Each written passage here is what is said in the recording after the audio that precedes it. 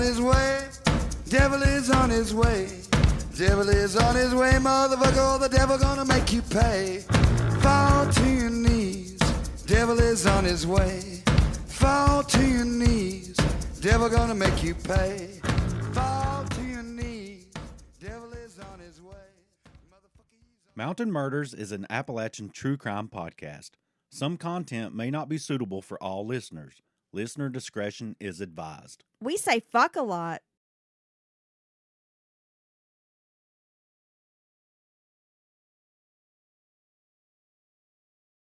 Hey, y'all. Welcome back to Mountain Murders. I'm Heather. And I'm Dylan. Happy Father's Day. Oh, thank you. Happy Father's Day to anyone acting in the capacity of a father. Yeah, you know who you are. And the stepdads. If you're a mom, you playing double duty. Stepdads, just a guardian, your grandpa stepping in the role. Aunts, uncles, anybody who's out there rearing a children's. Who? Damn kids. Speaking of, I'm going to apologize ahead of time if you hear thuds or banging, doors opening, a Shrek movie that somehow manages to, get turned up to full volume while we're recording. It is summer, and I do have a house full of kids right now, including the biggest kid of all that's sitting across from me. Oh my gosh, I almost got in trouble on Father's Day already. Yeah, or are you going to tell them why? Well, because I have put us behind schedule, and I didn't have time to sit here and fidget for 30 minutes, and that's where we're at. We're trying to record, and Dylan's in there shaving, and I'm like, what are you doing? Honey, I noticed a spot in my beard last night that was out. The symmetry was off, and you can't have me going out looking like that, right? Somebody's to going to look. Work at a mill with a lot of dudes? Well, no, just. Do you have something you need to tell me? I said you can't have me going out with you, obviously, is what I meant. We're not going out. Well, I'm saying. You're working. You look at me slammed in there the whole week doing like 18-hour shifts and shit. You look at the right side of my face, like, okay, guy's got stuff lined up. You have a work husband. And then you look at the left side, you're like, it's who's different. Your work husband? I don't have a work husband. You have a work husband. No. You were trying to get me to make extra food for your buddy. That's your work husband. No, he's my work friend. I will say your work husband. My supervisor, Marty, he's my work husband. Okay, I said it. I want to hang out with Marty. No, Marty's awesome. Okay. All right, so here we are. Hope everybody's having a good day. And we have been scrambling here in the Mountain Murder studio. We missed our midweek. Again, my fault. Horrible schedule at work. We'll try our best to get back on. Time management is not exactly Dylan's finest point. I'm not the most organized person. So when you interview for a job and they ask you what is your weakness, it should be time management. Although, I don't know, maybe a strength is your ability and the way you seize opportunities to dilly-dally. Well, you know what I would say? If wasting time is the goal, sir, you're the crown prince. Let's just say, if they asked me what my weakness was, I would say having too many strengths. It's your day, king. Okay, but Heather, let's get back to the reason for the season. First, I must thank the sponsors of today's show. Please do that. Give them the biggest shout out, Dylan. Yes, I would like to thank Elise, Michelle, and Jennifer, sponsors of today's episode. Thank you so much. We appreciate it. Couldn't do the show without the wonderful sponsorship of our patrons. It's true. And in these hard times, anyone even affording us $1, a month means so much to us. Thank you very much. Are you ready to do some traveling, Dylan? Because we're heading down to Birmingham, Alabama for today's episode. So here we are on Father's Day, and Heather went and found us a father that kills. I got a killer dad. So here we go. Killer dad, to celebrate all of the killer dads out there. And when I say killer dads, I mean, like cool, radical, gnarly, bodacious, totally tubular, trippendicular dads, not the actual, literal, murderous fathers. Right. I see what you did there. You like that? Yeah. Okay. So traveling down to Birmingham, heading south, Dylan, and crank up the Wayback Machine because we're stepping back in time. Oh, wow. Yeah. Like yes. Marty McFly up in this bitch. You ready? Yeah. Get me up to 88 miles an hour. Speaking of, our story actually takes place in 1888. What? Oh my God. Haha. What is going on right now? Oh man, I don't know. Maybe you're finally in the zone. On the morning of December 4th, 1888, two teenage boys took a boat out on East Lake in Birmingham. East Lake was a newly created artificial reservoir that rested on 30 acres. It was part of a private amusement park at the end of a streetcar line and an area for resort guests and middle-class families of Birmingham. So just a fun place to take your family, spend the day. Folks who wanted to travel to Birmingham would come to this resort. They had this artificial lake that had just been created. Now, back in the day, artificial lakes became rather popular. They you know? did. Yeah, they would take an area, build some type of resort, and then, throw in about an acre, 2 acre lake, man-made or whatever. And it was a big thing. Before public swimming pools, there were public lakes. I would rather be in the lake. Go do some rowing, little rowboat, little canoeing perhaps, maybe a little paddle boat. I feel like people did way more the romantic rowboat out into the pond or big lake or whatever. That seems like really fun, and I think we should do more of While that. you were reciting like sonnets, or in Dylan's case, it'd probably be like a dirty limerick, or maybe just some rap lyrics. Yes. Yeah, and they would have just be fully dressed and Picnics, 3-piece suit, and the lady may have a big beautiful dress on. Just I've been watching Bridgerton, which Dylan makes fun of me, but I've gotten sucked into Bridgerton. I know we have listeners out there who are probably super addicted to the show as well. Dylan just can't get into it. I love it. No, it's they drawn do me this. in. They recreate. They promenade. They go down to the park. They have picnics. They stroll. Of course, when you're courting, you have to be chaperoned. And then they get in the water and they paddle, and it just seems really fun. Yeah, and I may point out Simple that times. they were rich. These are what the rich people are doing, because the regular folk are just scraping by and trying to make it. It's true. They don't have time to promenade. It's just like today. It's true. Just like today's times. So the teenagers encounter something floating in the water, at first believing it to be a deceased dog. But soon they realize it was the body of a neatly dressed young girl. Afraid to pull it in, the boys rowed ashore and alerted others. Two residents of the East Lake area hopped into a boat to recover the body. A message was promptly sent to the coroner in Birmingham. Before the coroner could arrive, residents gathered around a pavilion area where the child had been laid out.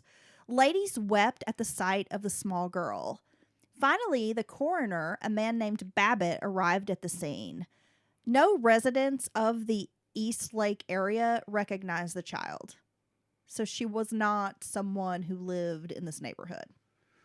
Oh, so not only the shock of discovering a body, which would be just completely shocking, and there's something about discovering a body in water that seems even more creepy And or a child. eerie, I and mean, it's how a child. pitiful and sad. Yeah, and on top of that, no one instantly recognizes them or has any idea what happened. So I could, in attendance to this, is just taken aback. Exactly. The child was described as unusually pretty, with large blue eyes, wavy brown hair, and was dressed in a neat brown skirt with a warm plaid underskirt. She wore buttoned shoes and corded black stockings. They judged her to be around 7 or 8 years old. Hoping someone might be able to identify the child, officials put her body on display at a public funeral home, Messrs. Lockwood and Miller. More than 1,000 people filed into the funeral home, and this went into the night to view the child's body. They were hoping someone could identify her.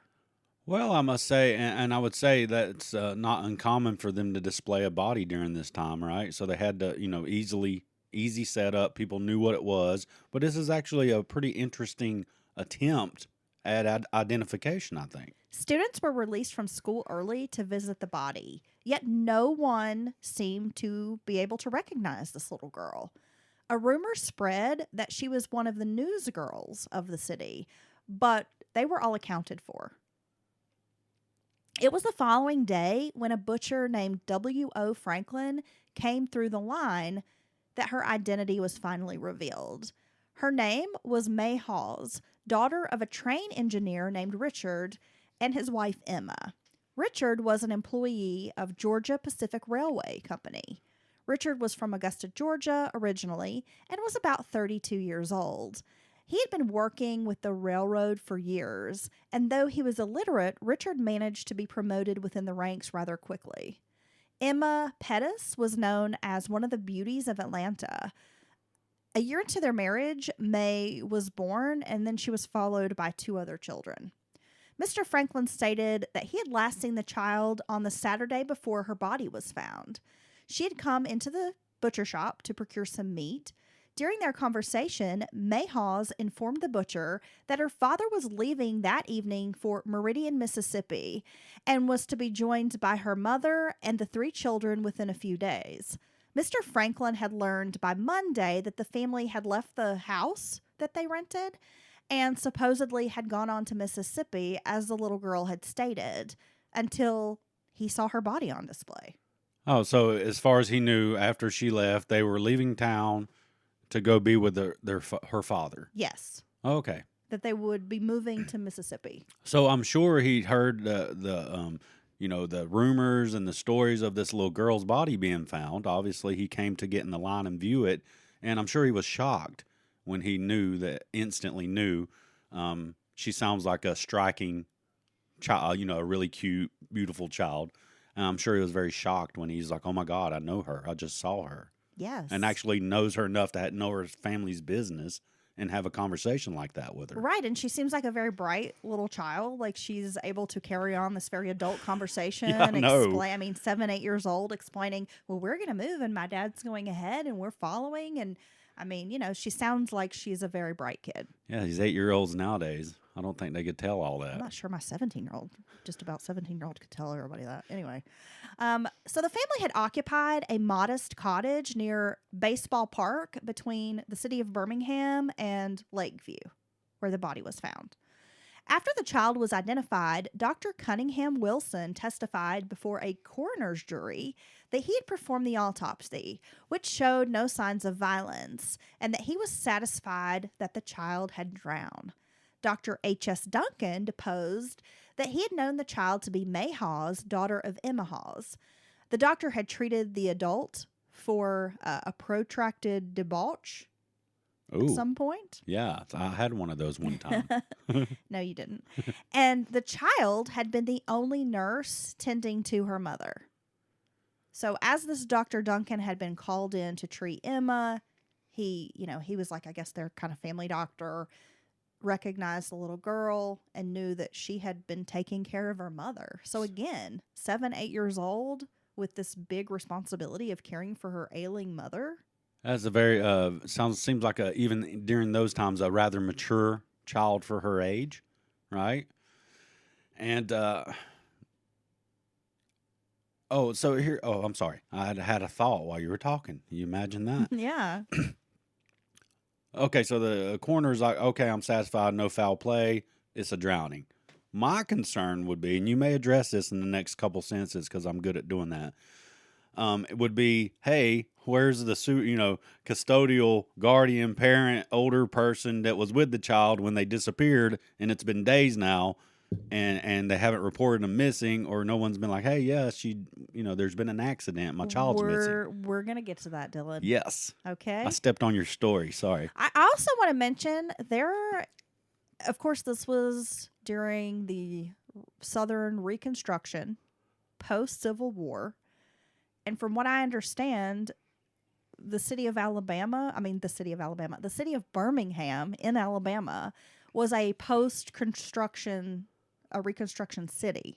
Okay. Like it only popped into existence in like the early, I think, 1871. Oh, okay. Right? There were about 3,000 residents living in Birmingham at this time. So there are a lot of racial tensions still happening in the South, particularly in Alabama at this time. Oh, wow. So before we get started and get really into the story, I wanted to address that there are some racial elements to the story to keep in mind for the time period. And I also wanted to mention, Dylan, that I didn't know this, but Birmingham around this time was like an iron city, a steel city. There were a lot of iron ore, limestone, and some other like minerals that were being mined. Oh, interesting. So this would likely be the reason for the creation of the community around the area. You have these mills that are or mines that are extracting these materials Yes. that were likely discovered during maybe the wartime effort. And they were being worked. The mines were being worked by both members of, the black community, the white community. And that's one of the reasons why the railway, because he works for the Georgia Pacific, that's one of the reasons why the railway made its way into Alabama, into Birmingham. There was a rail line like from Chattanooga down, and then a rail line going into Atlanta and into Georgia. And a lot of it had to do with the mining And industry. that makes sense. And I'd say that was typical, for communities to pop up around a popular destination for whatever reason, be it, tourism or, the factories or mines. It's going to be connected to the railway. I just thought that was kind of an interesting fact, and I didn't put that in my story, but while I was researching a bit about the time period, learned that and thought I would share it, because when I think of Birmingham, I don't really think of it being like a steel city. Like you think of Pittsburgh Right. as like a steel city, but maybe not so much Birmingham. I thought that was kind of cool. No, it's a lot of interesting facts there. I did not know that it being a post reconstruction, area, and but it makes total sense that there would still be some high tensions as far as the race relations would go, which carried on through Alabama's history.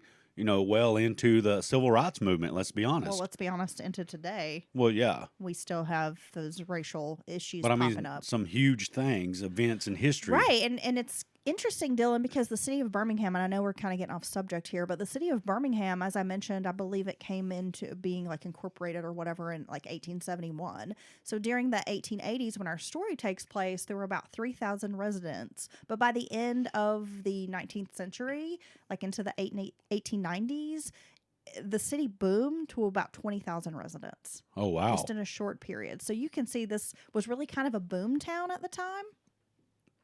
Definitely, which is going to be fast growth, driven typically by industry or discovery of gold or, something like that. Yeah. Okay, so back to our story.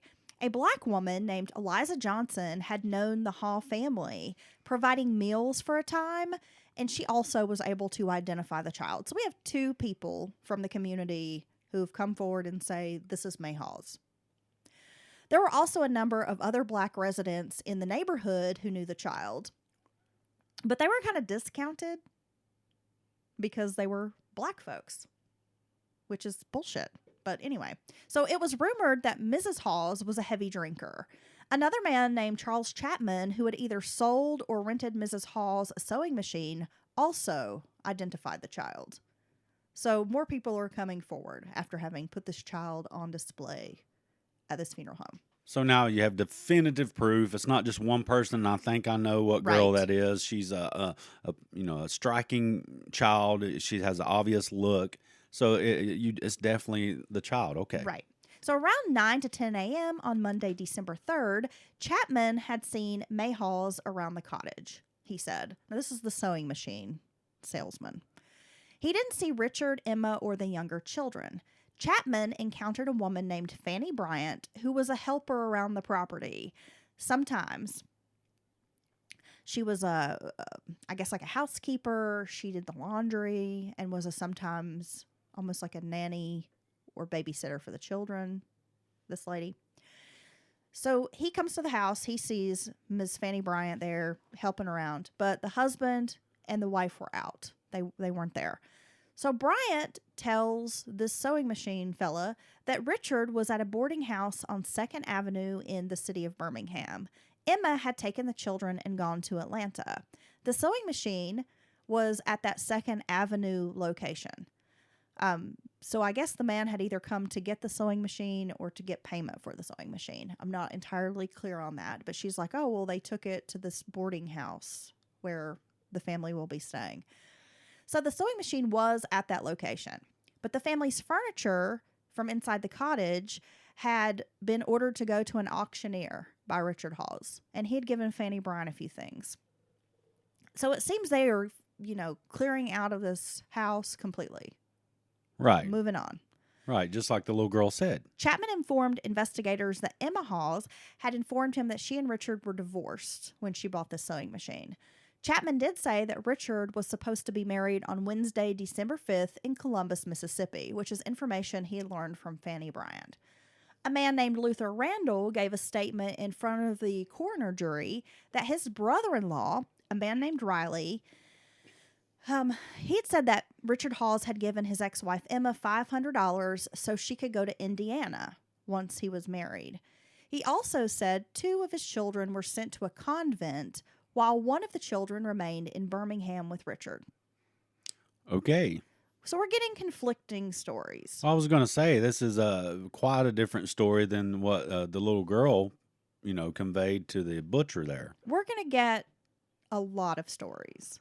Which wouldn't surprise me if parents are having trouble and all this. You might tell them, hey, look, your dad's going to go away and we're going to go be with him later. Even though that's not the case, you're really going to Indiana.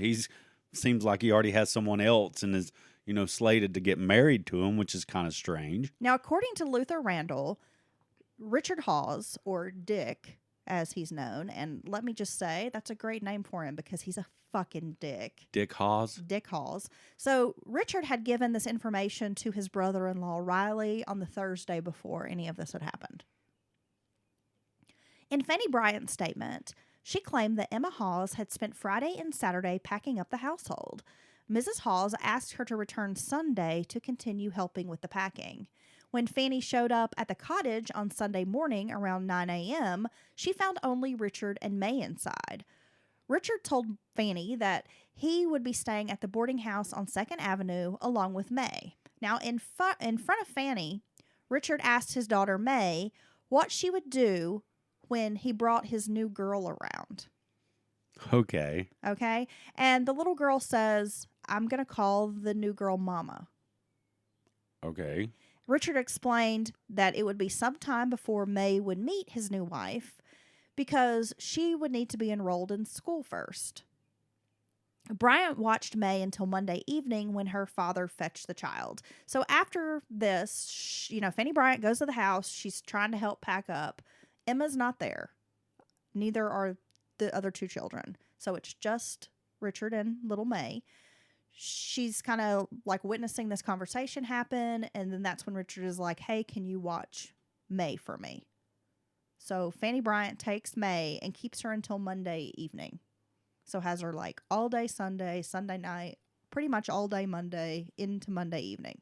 Man, it seems like back then people didn't have a problem just shipping their kids off somewhere for. It was like definitely a different time. You sent them to a convent? Yeah, so he was going to enroll her in this school, Yeah. which was at a convent. Okay. Right? Okay. It's like a Catholic school, I but see. it's at a convent. But still. So he's explaining this, and we'll get kind of into that here in a few minutes. Now, Bryant, while she had little May in her care, she said she dressed the child in the clothing that she was wearing when her body was found in the lake. So she had dressed her warmly.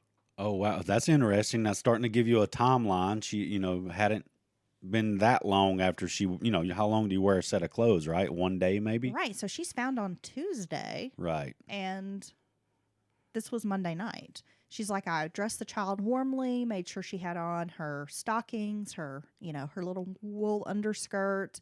I braided her hair. And then her father arrived and said, hey, I'm going to take May to Montgomery at 3 a.m. on a 3 a.m. train. And we're going to be arriving in Montgomery so she can go to this convent/Catholic school. So basically where the other two children already are, he's going to take May there and enroll her as well. According to Fanny Bryant. Right. Right. Richard informed Fanny that he would return on the 12th with his new bride. Now, Bryant also stated that she had heard from Emma Hawes, who, by the way, is around 26 at this time, that she'd been married to Richard for 10 years. Emma was witnessed to drink whiskey by Fanny Bryant. Again, she was described as an alcoholic but we're really only getting this information from folks who had a direct relationship with Richard, if that makes sense. Right, like people connected to Richard more so than Emma. Now, but Fanny is saying, I have seen her drink whiskey. But I will bring it into question, and you might as well as we get into the story, whether any of that was true about Emma being an alcoholic. Because it almost seems like a smear campaign. Well, yeah, To try to paint her as like a piece of shit. Seeing someone drink on multiple occasions even is not a big deal. I mean, that's quite different than an alcoholic. Well, right. And I feel like Richard, he's someone I think that is trying to shape a narrative to make himself look like he's the good guy while his wife is just this out of control drunk. She's just this, this lush and terrible mom, terrible wife, right? So after giving her testimony to the coroner's jury, Fanny Bryant was held on a $1,000 bail along with some other witnesses until further investigation could be done. Investigators felt strongly that Fanny Bryant knew more than she was saying or wasn't being totally truthful about what had happened. $1,000 bail back then Yes. is like hundreds of thousands now, right? I mean, that's a large amount of money. I should also mention, if I didn't before, that Fanny Bryant is a black woman.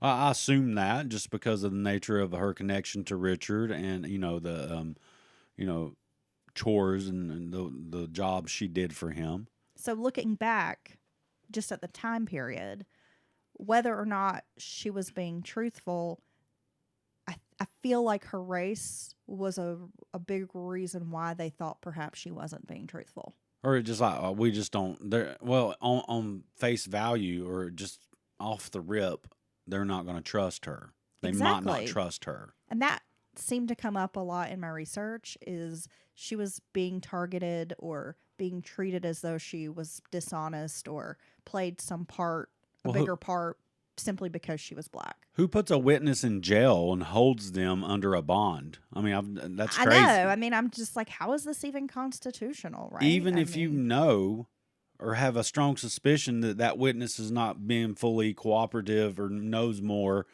unless you think, hey, I think this person actually harmed the child. But even if they're being untruthful and you know it, that seems rather extreme. But right? I think we know maybe why. Yeah, I think we all do. So around 9 p.m. on Wednesday evening, the Age Herald newspaper received a dispatch from Columbus, Mississippi, announcing the marriage of Richard Hawes to Miss May Story. The couple was married at the bride's father's house with only a few friends in attendance. They were to travel to Augusta, Georgia, and then a bridal tour through the East. So this dude makes some bank at the railroad or what? Because there's a whole lot of traveling and having stuff moved here and fetching that. I mean, it seems like he's got a little money. I think he was well paid.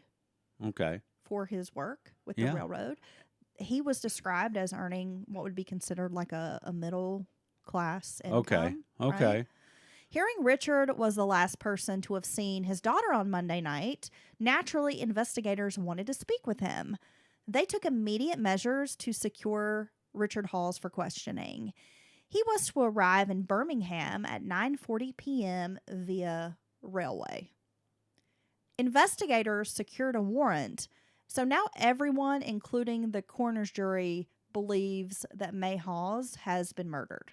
Even though the coroner is saying, I don't think it was a violent end, everyone is convinced that this child has met foul play. Okay. That there's no way she somehow managed to go to a lake and drown on her own in this short period of time. Yeah, and I agree completely with them because, if someone was with her, because she's not going to just be out kicking it by herself, surely, right? Maybe. Right. After she leaves Fanny Bryant's on Monday night, she's never seen again. And she's found in the same clothes that Fanny is claiming that she put on her herself. Yeah. Right. When Dick was located on the train, sitting next to his wife of only a few hours, the man was quietly arrested on his warrant charging that he had murdered his young daughter. His new wife was left in temporary ignorance of the terrible fate that had fallen on her life suddenly. So she has no clue what's going on. She just is sitting on the train, and the next thing she knows, officers come and quietly arrest her husband. Yeah, but she doesn't know what's going on. No, she has no clue. Yeah. She's just totally in the dark. Is she young as well? She's fairly young. Witnesses would say that Hawes showed no reaction at all when he was placed under arrest. Just totally cool, calm, collected. He acted as though this was a commonplace affair. Which is strange. Right? Most people would be indignant and outraged. Dick was described as having the appearance of being well paid and a respectable man. He was wearing a very tidy, new hat, new suit, a brown overcoat, along with a white satin necktie from his recent wedding. During the travel from the train station to the jail, he didn't display any kind of emotion or even ask which child he was accused of murdering. His only remark was, "I'm innocent." When officials informed Richard that his little child was at the local funeral home, he didn't exhibit any kind of reaction and never asked to see the remains of the child. Well, okay, all that's rather strange. Now, I was going to say maybe he's just a reserved fellow. Maybe he's the gentlemanly, in public displays of outbursts and things like that, or, unseemly. So maybe that's why he's kind of being reserved and quiet and just going alone. We'll work all this out. And, you could also say maybe he doesn't even have contact with the other two children. I'm just being devil's advocate for the moment. So he's going to assume they're talking about May. May, because that's the only child he's had contact with for who knows months, maybe. But I mean, when you put all that together, not being emotional or not wanting to, oh my God, what's happened to my child? I need up answers. until this point, it's too much. He knew exactly where his other children, Willie and Irene, were. Right. And they were seen up until the weekend. So it's very strange that he wouldn't ask which child. Well, and he's somber, non-emotional. And doesn't even want to go to the funeral parlor to see the child. Or not just being... I just can't imagine as a parent behaving in this way. No, and if you accuse me of murdering my child and I hadn't murdered my child, I would just be... I don't think I could control myself. I would be mad. I would be sad, hearing of my child's murder. I mean, just all these emotions. I don't think you could sit back and be reserved in that and not be... and be innocent, right? Right. So at the jail, Hawes answered questions from reporters. From Jump Street, he's talking to reporters. So he's talking to the press. Pretty stupid. In a statement published in the Age Herald newspaper on December 6th, Dick claimed to have last seen his daughter on Saturday night near the rented cottage. He said his son was in Atlanta being cared for by his brother. He had taken the little boy to Atlanta, and when he returned to the house, he found Emma and the two daughters gone. He claimed Emma lived along with the children in the rented cottage since they had divorced last October. So just, about a year or so before. Dick Hawes had been working on the road and only sent money home to support his family. He said he often stayed in hotels in Birmingham in order to visit with the children. But he's not really been, about the last year, hasn't really been living in Birmingham.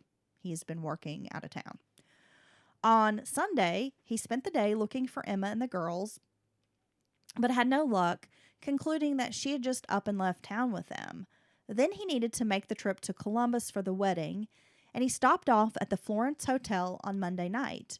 He denied having seen Fanny Bryant on Monday, claiming she had only washed for his family, just did the linens here and there, washed the clothes, and that he hadn't seen her since Saturday morning when she had popped by the house to help his wife. Well, that's interesting because he's minimalizing her role in their life and relationship by she, comes, does the linens here or there instead of laundry, maybe cook, part-time nanny, a lot more involved in the family and around the child. So that's interesting. Oh, definitely. He's going to totally minimize his relationship with Fanny Bryant. Just wait, Dylan. Richard also explained to law enforcement that he and Emma were married about 9 years earlier in Atlanta on July 8th. They had ran away and gotten married, and she was only 18 years old at the time. Then they were married a second time by a Catholic priest because Emma was Catholic, and that he had filed for divorce 2 years earlier in Atlanta, according to Richard, on grounds of Emma's infidelity, and that the divorce had been granted in October, but he could not recall the exact court where the divorce had been granted. Oh, wow. So, yeah, I'm not sure where I went through this big moment in my life and was probably there multiple times over the course of a year or whatever, months at least. But, yeah, I don't know where it was, so you can't go verify my story. Pretty much. Now, according to Richard, the divorce decree had given him custody of the children, and he had plans to enroll his children in a Catholic school in Alabama, which would cost $25 a month for the 2 girls. His wife had known about this arrangement and agreed to it and accepted a payment of $500 to move up north where she was going to live with relatives, I believe in Indiana. Now, Richard stated one of the main reasons for divorcing Emma was her uncontrollable drinking, her alcoholism, and her infidelity. Well, those things go hand in hand, right? Do they? Yeah, I guess. I mean, you're running their roads, guzzling barrels of rum. well, I don't know. I mean, you're a drunk, but I don't think you're cheating. Oh, wow. Are you? Yeah. Damn. Okay. I'm not a drunk. You're not? Nope. Sometimes I am drunk, as you call it, quote unquote, which I don't like to do because it takes too long to recover now. I'm old. And yet you still do it. But okay. yeah, it's weird. It's the nature of being a faithful man to your wife. Mm-hmm. You like that? Okay, I don't even get that, but anyway. It comes with the job. So Richard said that Fanny Bryant had confronted him on Saturday about money he allegedly owed her, and he wasn't going to pay it. He told her, "I don't owe you anything. Our bill is paid up," and insinuated to investigators that the woman was lying, that Fanny Bryant was lying because of this owed money. So he's basically like, I hardly know this woman. She's claiming I owe her money. I'm, resolving all these other things in my life. And as far as I know, I don't owe her anything. Yes. And, at the same time, he never misses an opportunity to kind of distance himself from Fanny. Absolutely. And her statements. It's exactly what he's doing, Dylan. Dick was locked up and charged with the murder of May Hawes, despite his story.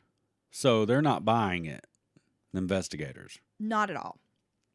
So, with rumors that little May had drowned in East Lake, the general idea was that she had come there through violent means. But there were others who began speculating that perhaps Emma Hawes had become so upset over news her ex-husband planned to remarry that she had killed her children and then committed suicide. Law enforcement sent out wires seeking a woman who matched Mrs. Hawes' description that might be traveling with a young girl named Irene, a young daughter. Messages were sent to Meridian, Mississippi, Paris and Peoria, Illinois, Indianapolis, Northport, New York City, and Atlanta. All the places where Richard Hall had declared he sent his family to differing people. Because, again, his story has changed depending on who he's spoken with. Which is usually when someone's lying. So we've got 6, 7 cities where he's claimed his wife has gone. Okay, how does that work? I don't know. She's in all the places at once, Dylan. It's magic. And so she very well could be somewhere with family in Indiana. Maybe that sounds the most likely. And have no idea because of the times and the lack of communication outside of different regions especially, and have no idea that her child's been found dead. Right, and they've sent these wires out. They've sent them out to relatives, like the aunt she supposedly was staying with, her family back in Atlanta, and it sounds like she kind of ran off and got married, so she didn't really have strong ties to those relatives. She had some other family in New York. So they're sending out wires to these relatives as well as to like the local police or sheriff's department to kind of go do like almost like a welfare check. Right. You go and there. inquire about Yeah. exactly. Okay. But there was no word on Emma nor Irene, and nobody had seen them in any of those places. So none of the relatives that were contacted had made any contact with Emma or Irene. They hadn't seen her. In the multiple cities. In all of these and towns. cities, there was just no sign of these women. No description, like no witnesses that had seen a woman and child matching their description on the trains. Just nothing. Oh, God. Thursday morning, the father was taken to the funeral parlor to review the remains of May. A crowd had assembled in front of the funeral parlor as well, and many residents were just outraged at the sight of Mr. Hawes, believing that he had done something to this little girl. So as he's being led into the funeral home, there's a crowd gathered outside. They're hurling insults at him, calling him a murderer. God, are they throwing tomatoes and lettuce? I mean, Maybe they should. if they had it. They should. So basically, this has turned into a pretty big story locally, at the very least, and it sounds like the public opinion is not in his favor. No, they're like, this guy's a shitbird. Caw-caw. The coroner's jury then was meeting at 9 a.m., like directly after he viewed the body. They were going to hold this coroner's jury, and he would be in attendance this time. Now, witnesses were again called to speak on Richard Hawes. A man named T.A. Grambling, who worked at Hochstadter's, I think is how you would say T.A. it. Grambling? What a great Yeah. name. Hochstadter's Saloon, had known Richard Hawes since 1870. Now, he said that he had seen Dick on Saturday when the man had borrowed $1 to get a bite to eat. Monday afternoon, Hawes returned to the saloon and repaid his loan. He told Grambling that he was traveling to Augusta to get married. Now, he's traveling to Augusta. He's supposed to be getting married in Mississippi. It's like the guy just can't keep his story straight. Grambling asked Dick if May and Irene, his two daughters, had already gone to the convent where they would be attending school, and Dick said, "Oh yeah, I've already sent them there." So this was on Monday. He's claiming to have already sent his daughters to school. Okay. After he's told police that when he came back to the house, they were gone on Sunday. See, you get all these multiple stories from different people who are just not friends or family, really. Just, people, acquaintances, local shop owners, butcher, saloon, whatever. And it's like, or Fanny as well. What would be their motivation to lie on Dick? You know what I mean? That they really don't have any motivation to lie about it. So either you're telling all these different people different stuff, or they're all making it up. Which one's more probable? Ding, ding, ding. I think we have a winner. Dick Haas. It sounds like a German porn star, right? Mrs. Fuller, who owned the boarding house on 2nd Avenue where Dick was staying, testified that Saturday he came by to rent a room for the night. He said it would be himself, his wife, and his small child, his small daughter staying there. So not 2 kids, just 1 kid. He told the woman he was a widower for 2 years, but that he planned to remarry on Wednesday. So when he was talking about a wife, it was, I'm bringing my new wife to this boarding house. My new wife and my one small child, young child. So on Monday morning, Mrs. Fuller said that Fanny Bryant came to the boarding house to settle up the rent from Mr. Hawes. Mr. Fuller inquired about Richard's deceased wife. Like, oh, he said he was a widower, that's really sad, blah, blah, blah.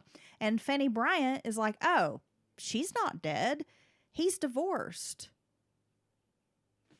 See, well, why would you tell this boarding house woman, why would you lie about that? And now here's another person confirming that here's Fanny out running errands for him. Yeah. But yeah, so oh my God, he's such a liar. So she's trusted enough to go pay this additional rent right for this room. And at the time, Mrs. Fuller's asking about his dead wife, and Franny's like, he's divorced. He's not, or Fanny's like, he's divorced. He's not, his wife's not dead. And at the time, she also had 8-year-old May in her care. She has the child there with her. Oh my God. Settling up these bills and doing this like errands for Mr. Dick. He is a dick. And then it says, and this is his child here. Like, I have the child. So again, here's another witness who has seen Fanny with the little girl on Monday, showing that Fanny's story is more likely, a more accurate description of what happened than what Richard has told. And Fanny was like, I think that Emma has gone on to New York City. New York City? That's where the ex-wife supposedly has gone. So Fanny has told Mrs. Fuller, I believe Emma has gone to New York. I have the little girl here. And yeah. Okay, so I just don't get the going around lying to everyone because it's dumb. And I know, and I don't mean I kind of felt like the story was like a little disconjointed because there's so many different witnesses, but I thought it was so important to give everyone's statements. Well, no, because I mean, I think it just proves that Dick's a dick. So another woman named Beverly Johnson came forward and told the jury that she had witnessed Dick Hawes threaten to stamp out his wife and said the marriage had been a contentious one. Okay. Other witnesses testified seeing May with Fanny Bryant on Monday around noon. So again, backing up Fanny's story that she had the little girl in her care. Again, Fanny Bryant was brought in to testify. She informed the jury that Emma Hawes had a wound on her head, which was from her husband Dick. He had picked up a stick from the fireplace and hit her with it. Fanny was asked to wash a pillowcase, which had a small amount of blood on it. She again stated that Dick Hawes had left May in her care all day Monday and didn't pick the child up until dark. So when she goes to help Emma on Friday and Saturday, Emma has the head wound. And Emma tells her, Dick has hit me with a stick. And by the way, when you do the washing, take this pillowcase. It has a blood stain from my head wound. Okay. There were several witnesses, including Fanny's cousin and neighbors, who were present when Dick showed up on Monday night to fetch his daughter. But again, they are other members of the black community, and their testimony didn't mean as much as Richard saying, like, I didn't see Fanny Bryant on Monday. Even though there were multiple people saying, no, we were at her house when he came to pick up this little girl. Well, yeah, and there's multiple people seeing Fanny out and about with May in her care, running errands and taking care of business for Dick. But it's crazy to me that the word of this white man, even though he's repeatedly shown to be a liar, well, he can't keep his story straight. Holds more weight. He's given multiple than versions. A woman of color. Yeah, I'm sorry, I didn't mean to interrupt okay. you.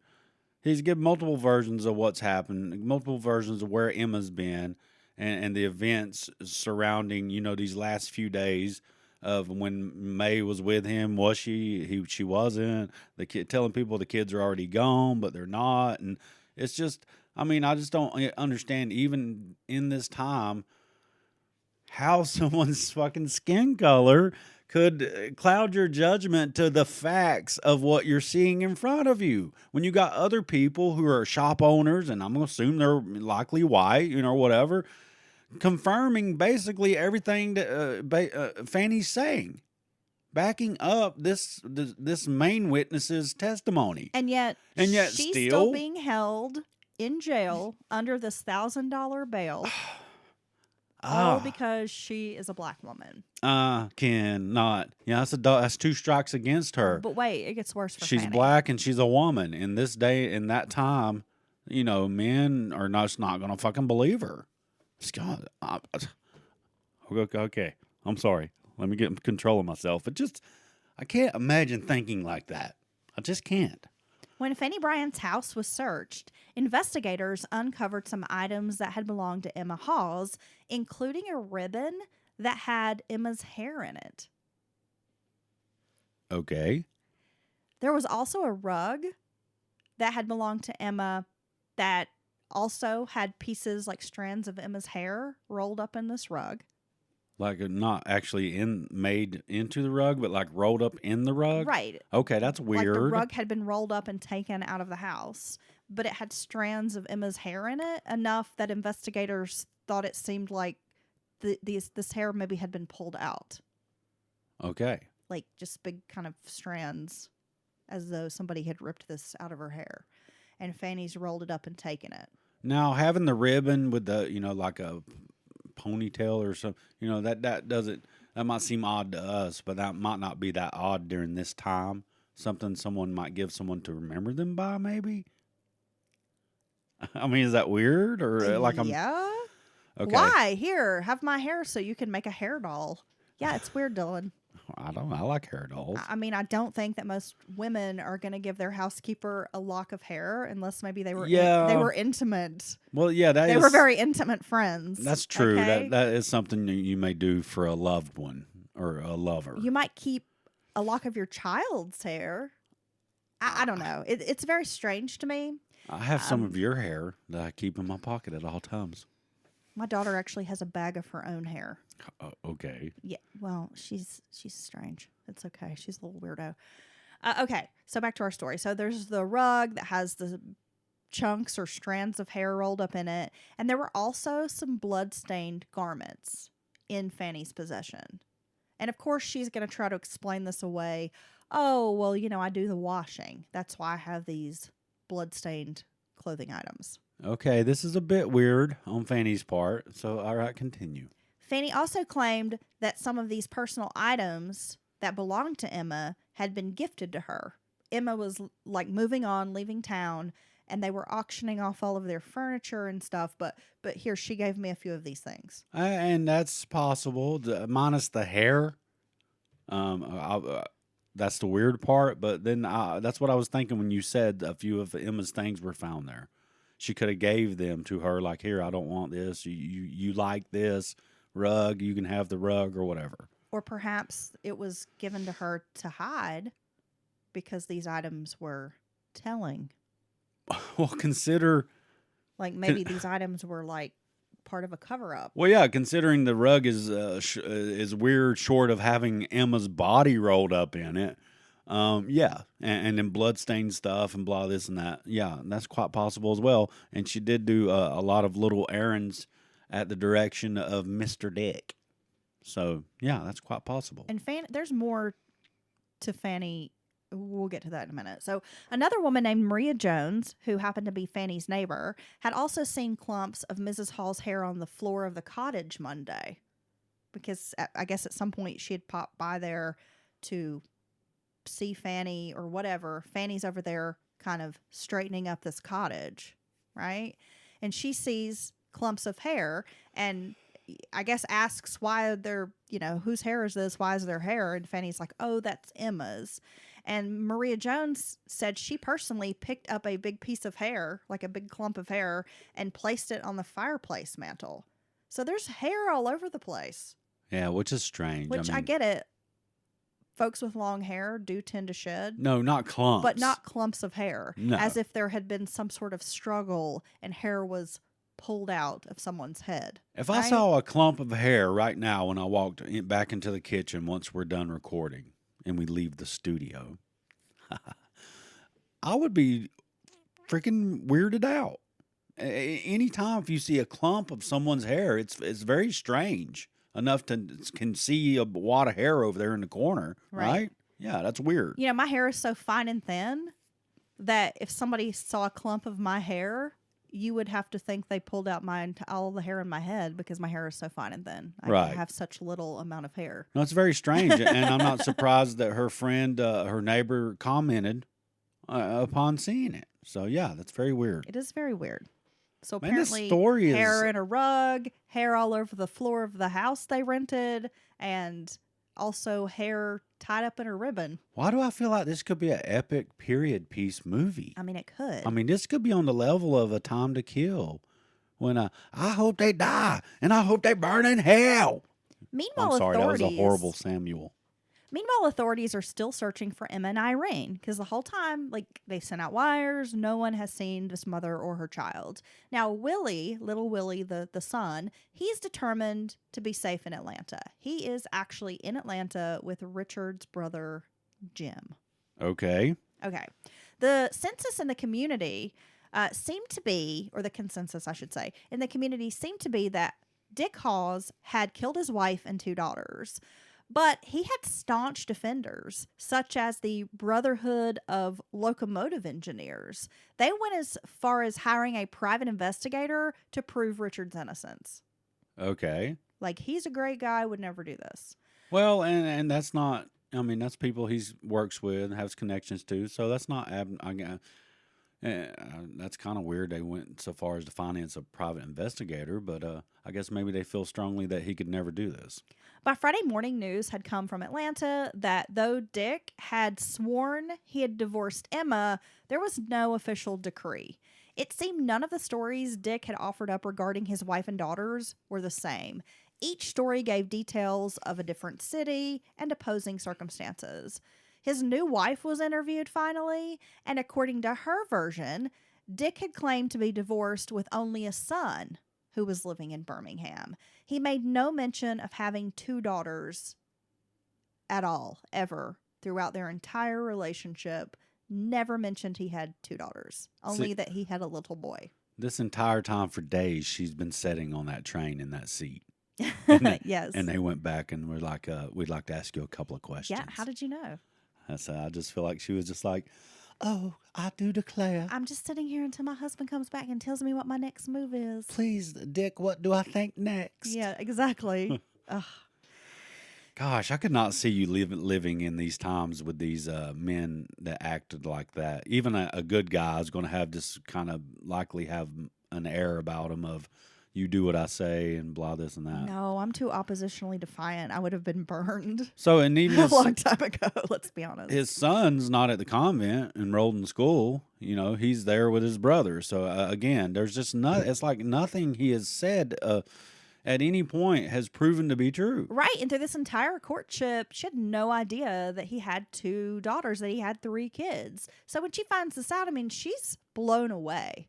She is just like, what? Like, no way. I've not been told this. This can't be right. This is not the man I know. Yeah. She also offered up information that his ex-wife, Emma, allegedly was living in New York City with an aunt, which was, what Richard had told a couple people. Fanny Bryant's nephew by marriage, a guy named Albert Patterson, had been at Fanny's house on Monday night and had seen the little girl there, had seen May. Now, according to Fanny, she had offered to let Albert spend the night at her house because he had been having like chest pains, and this would have been the night that May was murdered. Now, Patterson claimed he had not learned of May's death until Wednesday when he had seen Fanny again. But others, investigators, thought that Fanny and Albert were involved in this murder, and that perhaps Albert had stayed the night at Fanny's because they had been helping Richard dispose of bodies. Well, I mean, a little earlier on, I'd been like, well, they're just saying that. But, I don't know about Albert, but Fanny having some rather weird items in her care and not saying, hey, as soon as this popped off, look, the stuff's at my house. He told me to get rid of it. You can go find this. I thought it was weird, so I saved it, or any of that. They didn't find that stuff at her home until they went and searched it. Right. So, maybe she is involved more so than she's letting on. Of course, I don't have any idea. But, of course, them being non-white, black, or whatever is not going to help them in this situation. Well, other reports from investigators that made them think something was suspect about Albert staying over at Fanny's is that wasn't a common occurrence. Okay. She had actually been married to his uncle, who had died in a railway accident. Her husband had passed away after some railway accident. He had been a railroad worker. And so she had sort of developed this relationship with Albert.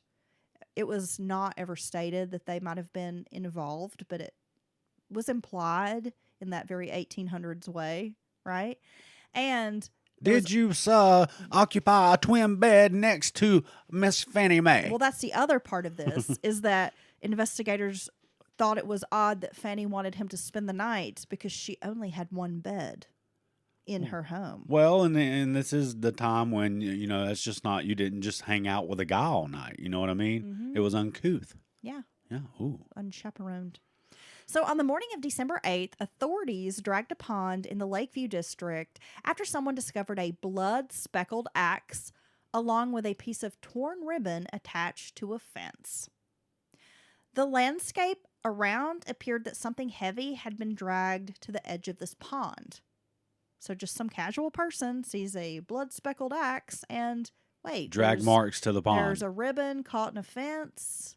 Looks like it came out of a child's hair, possibly. And looks like something has been dragged in the dirt and the mud down to the edge of this pond. Yeah, and then there was a sign on a wooden stake that said "Body this way" with a big arrow. Yeah. So I was totally weirded out. Like the I didn't know. Beetlejuice flashing sign that's like body here. I feel like something. Here lies Emma. Okay, so it was just before noon that Emma's body was discovered, weighted down at the bottom of the pond. I was afraid of this. It was on a Saturday when miners and other workers were in town shopping and seeking entertainment. Because again, if you remember, that Lakeview area is like this popular sort of touristy, like hot spot where folks go spend their money and spend the day and hang out. Yeah, right? checking out the chicks in their full ankle-length skirts at the water's edge. Ooh, yeah. Yeah, I seen her toes, dude. It's too much, Dylan. I saw her fancy boot heel. You know, I've thought about that. If we went around as this is totally off topic. Sorry. If we went around all our lives in society and just covered our nose and were naked everywhere else, would that be the sexual component? Or would that be viewed as the sexual part of the body and just the rest of it just ignored and be regular, like seeing someone's arm? You think that would be true? Probably. Okay. This is the kind of things I sit around and think about by myself. Yeah. Well, I think we've been sexualized in a certain way by society. Yes. Like breasts are attractive. Or, They are. Oh, a butt is attractive. It is. Whatever. But then you do have people who have like specific things that they like. And you know, society, I mean, this is totally off subject, but we're so conditioned to think that like the super skinny models, and not to body shame, because some people are just naturally thin. And some people are attracted But, you know, to very thin we've people. been conditioned to believe that we have to weigh like 100 pounds and have long hair and look this certain way to be considered pretty. Yeah, 5'9". But the reality is, what people are attracted to is not necessarily that. No. Like, I know that the body type, like, so Channing Tatum, for example, women love him, right? Think he's so sexy. And I guess I can see He's ripped. I can see the nice body, the I guess. the reason they're attracted to him, but like he doesn't do it for me He has a funny at face. all. He has a weird face. I'm sorry. Like I mean, what I find I like you. I like a chunky boy. Okay, I like a thick dude. Well, they put forth right quick, and we'll get back to it. They put forth that this is the beauty standard of society. Well, exactly. When in reality, that is 1 or 2% of people who are actually genetically like that, and then there's a certain group of people who think that's very attractive, which is fine. But then, I mean, my God, no matter what type you are, there's all kinds of people out there that find you're their thing. You know what I mean? Just as they might be genetically blessed with skinny and tall and long legs, weird lizard necks, but you are genetically blessed in the eye of someone else's eyes. I'm genetically blessed with my man boobs. To some people, I love them. A very niche market. They're getting smaller. I gotta say, I'm losing a little weight. I'm proud of you. Yeah, but people like different stuff, and apparently there's a guy out there named Dylan who likes that I'm short and that Keep my on talking about legs are the same length as his arms. It's true. Her right? little legs. That I can't reach things because I always have to have a ladder. Nope. And when you sit down in the chair and lean back, your little feet come off the ground. Yeah. Like a little toddler. And that I'm shaped like a chicken nugget and not like the sexy curvy nugget, but like the square nugget or like the Baby. round nugget that Hey. doesn't like have a waist. I like what you are, even if you Yeah. are mechanically separated chicken slurry. It doesn't matter to me because you know what? I like fucking nuggets. There's somebody for everybody out there. And there's dipping sauces. Right. Right. Right. So I All don't right. know how we got off on that, but anyhow. So, anywho, yeah, wow, nice. And back to the story. Okay, so I'm enough with sorry. angles. Okay, so you've got a big crowd of people in and around this lake pond area where they find the body.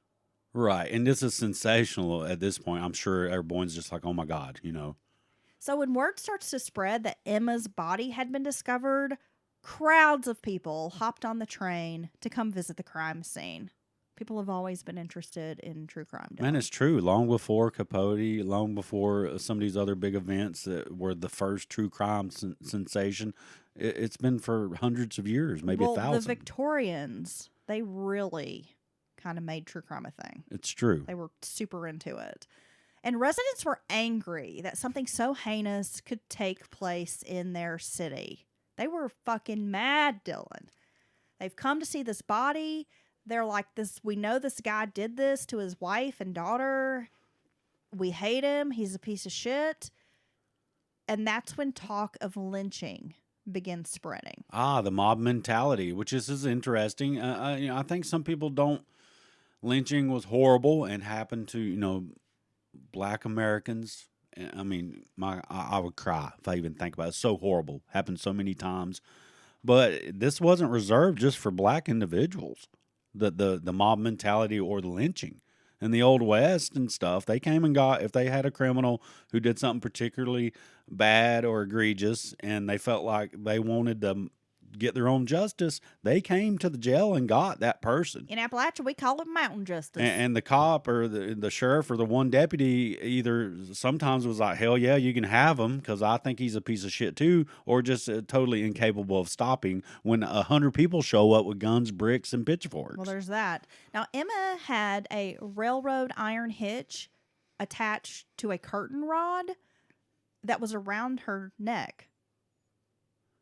Okay, so here's a component from the very industry that he works in. So there's that. There was a curtain cord that was attaching all of this, the railroad hitch, the curtain rod.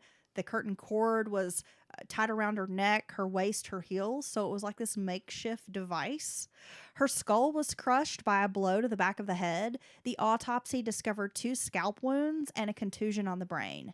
Now, neither wound produced the blunt force trauma to the skull that would have caused death immediately, but they said there was a wound. This is kind of weirdly worded, but that there was a wound that could have caused death, but that would have been like a really slow death, and that she was probably unconscious after this wound happened. Okay. Yeah. So it was worded kind of strangely. Okay, so a park keeper at the lake had found the boathouse had been tampered with. One of the boats, named Estelle, had been drawn and the lock on the boat had been removed. So someone had broken into this boathouse and taken a boat. Wow, the little boat had a name. A witness claimed to find long hairs in the oar lock, presumably caught when the body was lowered down into the water, from the side of the boat. So the oar lock would be the spot where you put the oars in to actually operate the rowboat. Yes. Interesting. So someone has stolen a boat, middle of the night, and there's hair in the oar lock. And it sounds like they're kind of rushing around. Well, it's weird. You hide a body, weight it down, go through trouble of all that, but then leave a blood-speckled axe leaned up on a post. So, or whatever. So obviously, whoever did this was a bit disheveled and kind of, frantic in their not very well planned, I guess. It was really strange, though, because it described the 2 wounds, but they said they didn't think there had to be some other way that her skull was crushed, but not necessarily by the 2 wounds from the axe. Okay. Which, it was just worded very strangely, so I couldn't exactly make out what had happened unless they thought maybe he had physically hit her head, crushed her skull, And they Okay. had made these 2 wounds. Or with this smashed her axe, or with something else and then hit her with exactly. the I mean, axe. who knows? And this is medical science wasn't as far along, so this is pure opinion. There's not a whole lot of x-raying and all that going on, right? Searchers returned to the Hawes cottage and they found bloody clothes under the house. There was a fresh ash heap, like under the house, with clothes in it and on it. So maybe like somebody had tried to hide these bloody clothes in this ash heap. Okay. That makes sense. The clothes likely belonged to Irene, the little girl who was still missing. By 10 p.m., nearly 3,000 people, many fueled by alcohol because it's the weekend, crowded near the jail. The mayor and sheriff begged the congregation to disperse and remain calm. But these people were mad as hell and demanding that Dick Hawes be released to them. So the only hope by the sheriff and the mayor and everyone else whose authority is cooperation from this mob, because they, like I said, they can't stop them once they get going. And the term mob mentality, once the whole crowd gets in on something and you get this like energy going. I'm sorry, our little dog Rufus is trying to come in the door. Go away, Rufus. And it's just almost like an unstoppable force once it starts building. And then you throw in alcohol and anger and outrage. And it's just not a good situation. So as this is happening, a gunshot rings out. Yep, there you go. And that's when police open fire on the crowd. Oh, they're not playing. No. More than a dozen were dead and wounded lying in the streets and on the sidewalks. The gunshots lasted less than a minute. Among those killed were the city's postmaster and a U.S. deputy marshal. Oh, George Ward, who would later become the mayor of Birmingham, was grazed by a bullet. The fatal riot drew national attention and made headlines. The story appeared on the front page of the New York Times. Within 24 hours, the sheriff and police chief were both arrested on their involvement in the deadly shootings. The governor of Alabama ordered 500 state militia take up posts, patrol the city, and guard the jail. Wow. So what do you think? You think that was an overreaction by the authorities, or you think they're just fearing for their own safety and they're trying to do their job? Well, I don't think they had a right to open up Shooting, because we don't know. shooting into the crowd. You don't know, because as any riot or mob is, you have your assholes, you have your bad actors, and then you have just regular folk. And it sounds like some regular folk were killed. I mean, Yeah. I doubt the postmaster was leading the mob. He could have been. A deputy marshal? A deputy I mean, marshal. No, they were just there. He's like, definitely not. watching this riot happen Yeah. and So, got shot. Yeah. Okay, It's interesting. excessive. Okay, so days passed with no sign of Irene. Birmingham police had already begun a full-scale search for the mother and child. During one of the many searches, because, you know, they couldn't find the mom, the child. They've been looking for them this whole time. They do happen to find the mom, but they still don't know where this little girl is. So during one of these many searches for Irene, a freshly dug grave was discovered with the body of a black female child. Oh, my God. However, her death was eclipsed by the high-profile case involving the white child, so no effort was made to find out the black child's fate. It's okay. It's just a black child. I mean, what the fuck, dude? Yeah. You don't even look into it or ask any questions? No. Wow. And it wasn't like she was buried in a... I mean, this is this child who's just randomly been buried. In like this fresh grave. Yeah. You might be able to figure something out if you looked into it. Officials had ordered the pond at Lakeview Park, which is now, if you live in the Birmingham area, Highland Park Golf Course, where Emma was found, to be dragged multiple times. But finally, it was decided that they just needed to drain the whole thing. It took 3 days to drain this pond. On the third day, Irene's body was located about 30 feet from where her mother had been found. She was also weighted down in the same manner as Emma. Irene was covered in a brown wool sack. She had on undergarments and the same black wool stockings or tights that her sister had worn. How sad. She was also wearing a brand new pair of button shoes, as they were described. Now, officials were concerned a second riot might take place, so Irene was quickly taken to a cemetery for burial. So it kind of just kept that quiet, the discovery of Irene's body. More witnesses came forward with stories of Dick as an abusive husband. In one story, Dick was seen kicking his wife after she asked him to pay their monthly rent. I'm going to do that. Next time you're like, hey, will you put some gas in the car? I'm just going to start kicking you in your shins. I'm going to kick you in your soft shins. Oh, don't you please, baby. That hurts you even saying that. That's your, weak spot. Yeah, so there's just story after story that there's not many people seem to be backing Dick besides maybe his Railroad co-worker buddies. brotherhood. The brotherhood of the white is always right. Men Exactly. fraternity. The brotherhood of the white man. The brotherhood of welcome to the meeting of the brotherhood of the white man, where you know what, white is always right. I think they're just called Klansmen. Oh yeah, Okay. they have a uniform, very specific looking outfit they wear. Well, it's just been interesting that the entire time Dick has tried so desperately to paint his wife as this terrible woman, right? She's an alcoholic. She's a cheater. She's a bad mom, right? But now it's coming out that Dick's not exactly the picture perfect husband. He's far from it. He's a liar. He's lied to his new bride. It seems the evidence pointing to the fact that he looked to get rid of his ex-wife and both his daughters so he can just have his son. And then the son's like, where's my mom and sisters, but who cares? And then bring his son with the new bride because that's all he's told her about. Telling people he's a widower when he's not. Just constant lies. Lying about being divorced when he's not. Yeah. So he's a horrible, horrible person. I mean, let alone the fact of murder. On another occasion, Dick was seen hitting his wife with a shoe. Emma accused him of spending their money and told people that he was the reason their children were, quote, ragged, neglected, and naked. You're the reason our children are ugly. Yeah, Conway. In September, the landlord was called into the home by May because her mother was ill. The landlord had found Emma in bed with black eyes and a swollen face. She also had broken ribs and a broken wrist. Wow. The woman explained to the landlord that her husband had done this and felt he was trying to get rid of her. Well, yeah. I mean, I don't blame her for feeling like that. I thought she was going to say the cabinet door beat her up. No, she's totally She's telling telling on him. the truth. But, I mean, at this time, it didn't matter. Men were allowed to just beat their wives.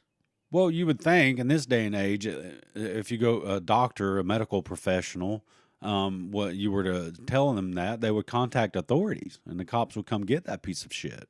Well, she's just telling this to a landlord. So she's the landlord. Not telling this to a doctor. I'm sorry. I'm sorry. I got crossed. But no, police wouldn't come and arrest a husband. No. I mean, there were laws on the books that said you could beat your wife on the courthouse steps on a Sunday. It's the rule of thumb. I mean, yeah. Okay.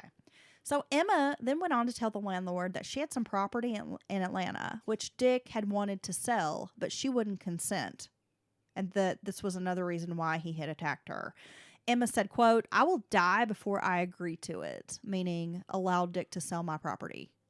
Well, yeah, because she's got to be feeling she wants to get away from this guy or she's going to get away from one way or the other. And why would she want to have that asset for herself? Now, Emma was often seen with bare feet because she didn't have any shoes.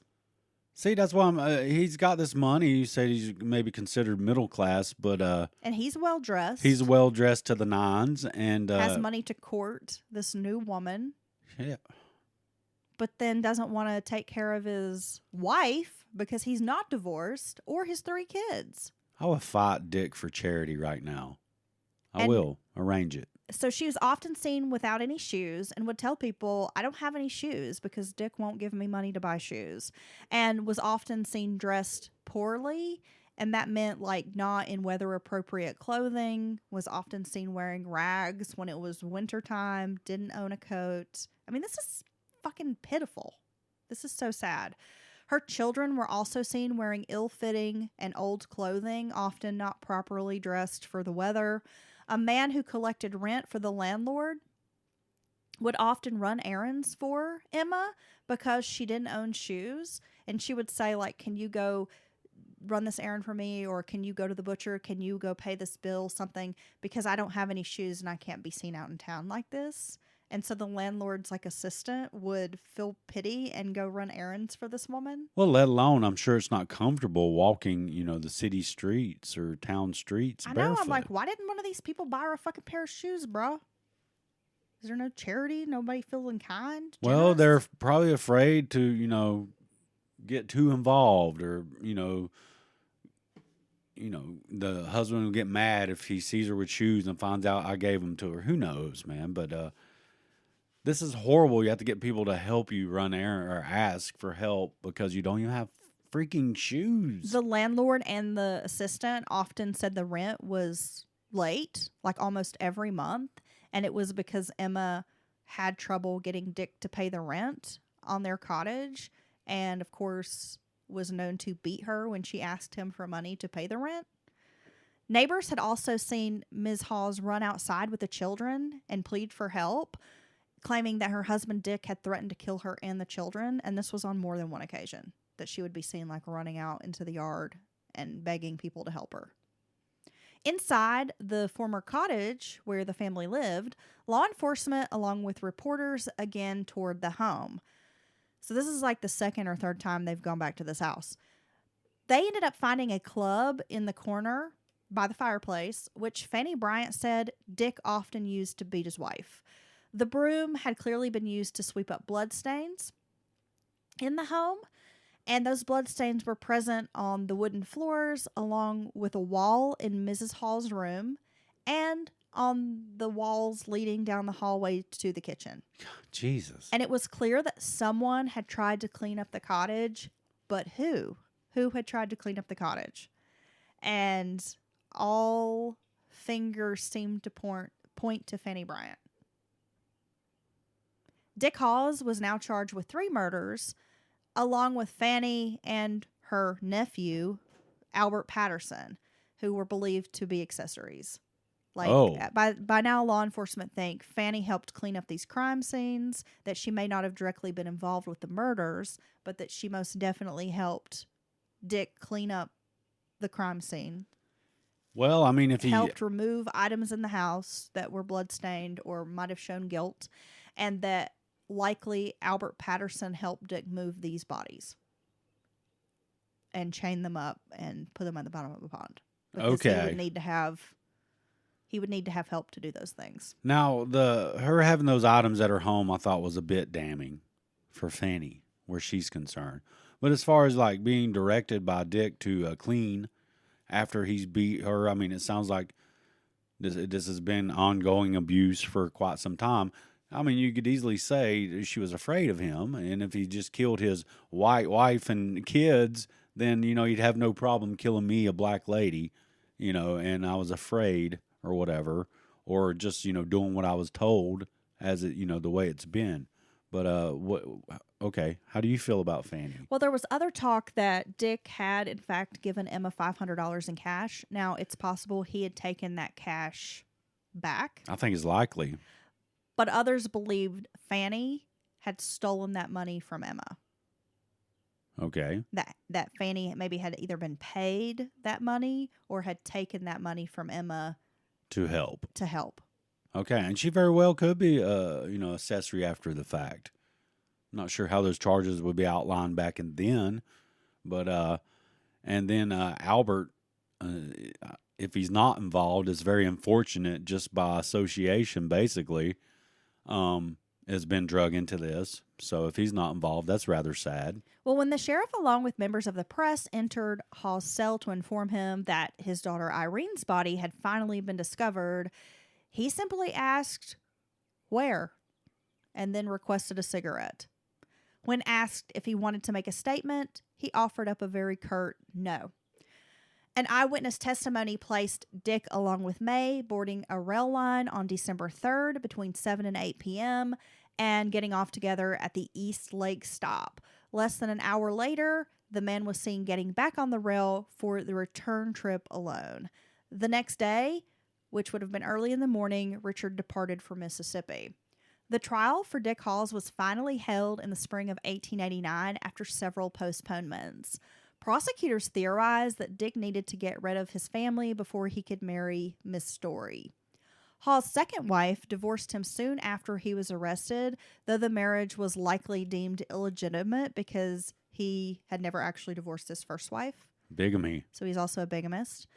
During his last month in jail, just before the trial, Hawes told his brother Jim that he had hired a man named John Wiley to commit the murders. Hawes said he only wanted the man to murder Emma and Irene. Oh, just the 2 kids. But when he thought May realized they had been killed, Richard or Dick, whatever you want to call him, he's a dick, decided to murder her by drowning her in the lake. Okay. The defense relied mostly on Dick's own testimony, and he had no one to back up his version of an alibi. His attorneys pointed out that the eyewitness accounts were likely faulty because people could suffer memory lapses or even be deceitful in their storytelling. Yeah, so all these people are lying on Dick. Yeah. Because he seems like a really upstanding guy. On the stand, he stated that he did, in fact, take his daughter May to East Lake, but that it was on Saturday, December 1st, not the 3rd, for a shopping trip. He returned with May on that same night. The following day, he departed Alabama with his young son, Willie, bound for Atlanta. After spending several hours in Atlanta, he returned home early Sunday morning, which was December the 2nd, to find his cottage abandoned. There were no signs of his wife or daughters. Now, the jury composed entirely of white upper middle class men, only took 55 minutes to deliberate, and they returned a verdict with a death penalty sentence on May 3rd of 1889. All appeals submitted to the Supreme Court of Alabama were denied. Now, this is wild, Dylan. A St. Louis circus owner had requested that Dick be exhibited in a cage at his sideshow, but his request was denied. As while he's Dick alive in the cage as his punishment? Well, that Or his body? while he was awaiting his death sentence, Okay. right? Yeah. Instead of being in jail, that they would be allowed to put him in a cage and keep him at the circus sideshow so people could view the convicted murderer. Ah, step on in, the family murderer. Yeah, Come, the family step right up. annihilator. Ah, wow. Happy Father's Day. I'm surprised Dad that of the year. they denied that. I just think thought we- that was a Can we do that? that was a very just kind of different request than we see in a lot of true crime cases. So Dick was executed on February 28th of 1890 by hanging. Yes. Tickets to the gallows were selling for the upwards of $200, which in today's money would be A lot. a lot of fucking money. Damn. Yeah, like people wanted to go see this piece of shit die. Who can blame them? His last meal consisted of steak, poached eggs, and a coffee. Okay. What the hell, man? A suit was donated by a local merchant so that he could look nice for his hanging. His remains were given to his brother Jim and buried in an unmarked grave at the family plot in Oakwood Cemetery in Atlanta. Fanny Bryant and Albert Patterson were both sentenced to death for their roles in the murders. Damn. Fanny died during a prison riot before she was executed. Patterson was able to get a reduced sentence after agreeing to testify for the state. Okay. So he was tried, found guilty, but then made a deal where if he would testify at Dick's trial, Take the death penalty they off the would table. take the death penalty off the table. And I think he served some time, but was able to get out, after having served some time. John Wiley, the man that Richard or Dick claimed had carried out this murder for hire plot, was arrested, but the case was dismissed due to insufficient evidence. Emma, along with her 2 daughters, May and Irene, are buried in unmarked graves at Oak Hill Cemetery in Birmingham. It is unknown what happened to Willie, the little boy, though it has been reported that he continued to live with his uncle, Jim, in Atlanta. I would assume that is what would happen there. So my resources for today, a book called The Hawes Horror by Goldsmith West, and also The Birmingham Horrors by William Stanley Hoole. Hool? Hoole. Wow. Well, thank you for that old story from back in the day. I mean, you found a really, a truly horrible dad for us to discuss here on Father's Day, a killer. And I think there's no doubt in my mind that he killed his two girls and his wife. Now, on Fanny, do you think her involvement, if she was involved at all, even in a cover up, death penalty was proper sentence? You think that's No, harsh? I think that she was given a harsh sentence along with Albert Patterson because she was black. Right. Yeah. And that even if she had not participated as an accessory and she had really just been telling the truth about what had happened, She was caught up in it. She was doomed Yep. simply because she was a black woman in the 1880s. Right. Even if she helped clean up, even if Albert helped move a body or anything But like yeah, that. even if she had been involved, I don't think she should have received a death sentence. No, they didn't have a chance. And if they were innocent, and at the then that's even more horrible, right? Yeah. And as far as Albert saying I'll testify for the state, my God, that could be his only chance at living. So I mean, I could see someone, even an innocent man, being like, "This is my only shot of not being hung," alongside of Mr. Dick. Wow, that was a hell of a story. I mean, seriously, this could be a hell of a movie. Really could be. It really could. With the twists and turns. It's just so sad to think of this woman and her poor girls subjected to this kind of cruelty and abuse in life. And then they're brutally murdered by this man who was supposed to care for them. And for, let's be honest, no more reason than he's a liar. He's told his new bride this. He just was too lazy to get divorced. And he's going to get rid of her. And thought it was easier to kill his wife and children than to go through with a divorce. And just what a piece of shit. You've got a family and you get mad and abuse your wife because you have to financially take care of them. Because you have to pay the regular bills. When you agreed to this is the life you chose. And this is how you're going to treat them? I mean, this guy. And I believe it was character assassination. Emma was not there to defend herself as far as all the alcohol, because he's just a damn liar. So I don't believe anything he says as far as her being this raging out. And if she did have a drinking problem, no wonder. She doesn't deserve this. My God, she's walking around with no fucking shoes, improperly dressed for the weather, and you won't pay the regular bills. So if she did drink, he was driving her to it. And it's still nobody deserves what she got. Okay, Heather. Well, thank you very much. And thank today's sponsors of the show. And if you would like to hear more extra content, ad-free experience, you can join our sponsors there at patreon.com/Mountain Murders Podcast. I know we're going to put out a new Patreon episode this week. I've got one. I've been sitting on it. I'm just waiting for Dylan to find some time to carve out recording a new episode for Patreon. But I have a really good story. I think it's fascinating, and I've wanted to cover it for a very long time, and I cannot wait to talk about it on Patreon. Oh, man, we have some bangers over there. And you can go there to patreon.com/Mountain Murders Podcast. And for as little as $1, $3 a month, you can help support the show. You can keep us going. And one day, we won't have to miss an episode, because just what if we could podcast full time? Oh my gosh, I wish. That's the dream. But anyway, thank everyone for listening. Hope you have a great Father's Day. Hope you have a great Monday opening to your week. And we will catch you this midweek. Dylan hopes you have a great opening. Yeah, that's how it starts. Yeah, you guys have a great week. We will be back this week with a midweek for sure. I'm going to make Dylan record a midweek. I'm recording it right now. If I have to record a midweek by myself, we will get a midweek No, out. look, when we will miss do those, it bothers us I know, too, we folks. feel super bad about it. We love you guys. You all.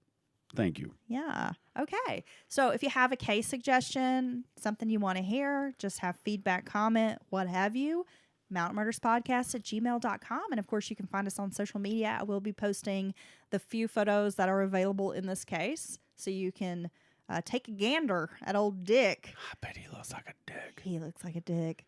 Yeah, so I'll post those over on our Instagram account, Mountain Murders Podcast. until then, stay jazzy.